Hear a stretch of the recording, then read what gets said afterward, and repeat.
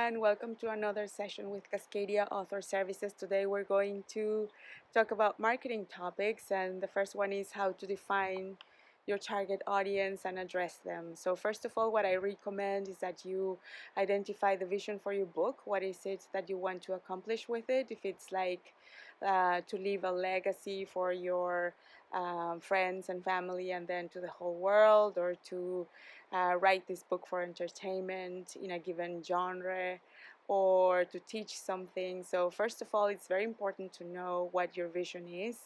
And if you have one vision, you may have several goals underneath. But yeah, write them down and have them clear in your mind before you proceed to identifying your target audience. Okay, then when you're mapping out who your potential readers are, um, we need to be aware of three different groups of readers and three different groups of target audiences are out there. So the first one could be who is going to actually read the book, but two other groups of audiences that are less visible sometimes is who is going to purchase the book, and if there's anybody endorsing the book. For instance, if you're going to publish a book that's going to be used by elementary school students, you may have a teacher endorsing the book, a parent buying the book, and the children reading the book. So you have three different target audiences there, and yeah, it's important to just be aware of how many layers you're going to face in the market and how to influence each of them.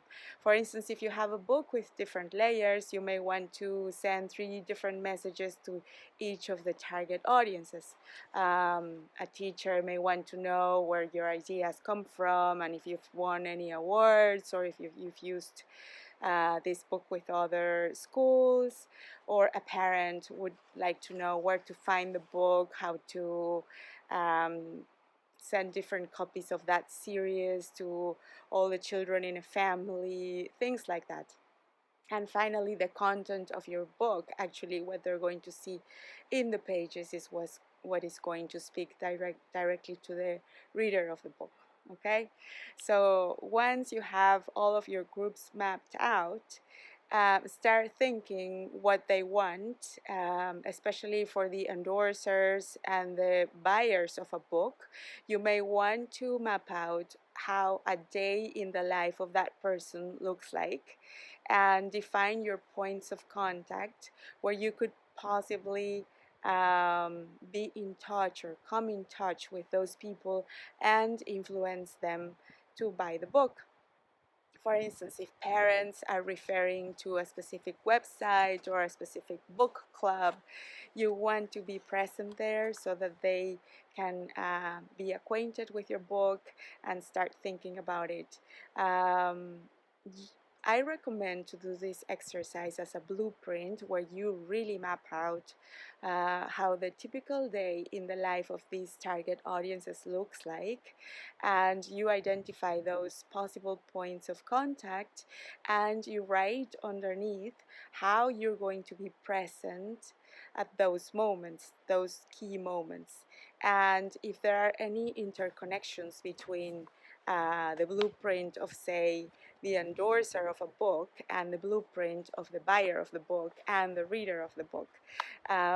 Points where there are interconnections are the most powerful points because you can influence all of them at the same time.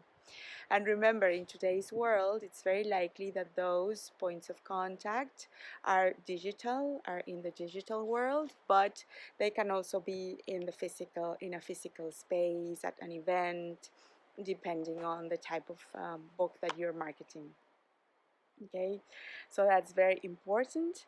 And after that, you want to also start, when you come in contact with the target audiences, you want to start building your own database of people in the different target groups, and collect their email addresses. Be present in their Facebook groups, be present in promotions with similar books, so that you start getting all of their contact information. You can start building a group of followers and start developing a relationship with them.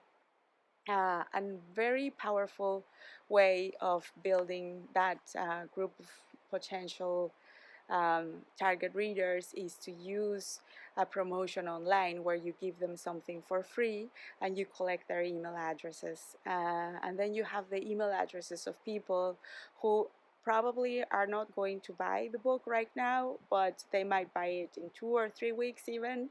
But the most important thing is that you can be present with them and send them different messages and start building that relationship. So it takes a lot of consistency.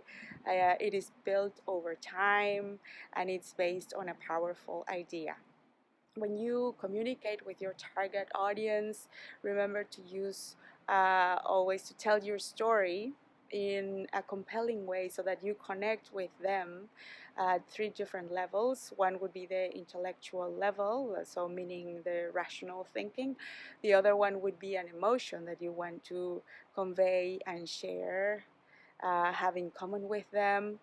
And that's going to be a powerful bond that can grow over time. Emotions are one of the most interesting links with your target audience, and the other one could be the physical connection through contact information and constant presence. But just remember, it is way more powerful, or a lot more powerful, to communicate a story versus just an idea.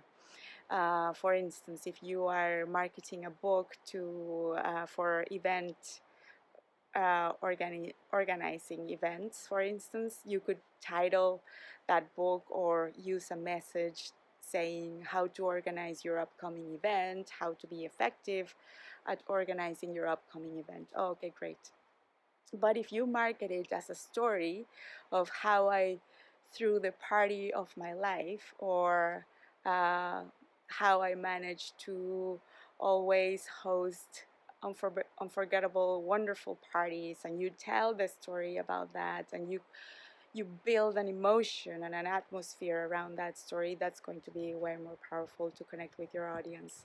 So I hope you like this session, and I will see you again soon. Thank you. Bye.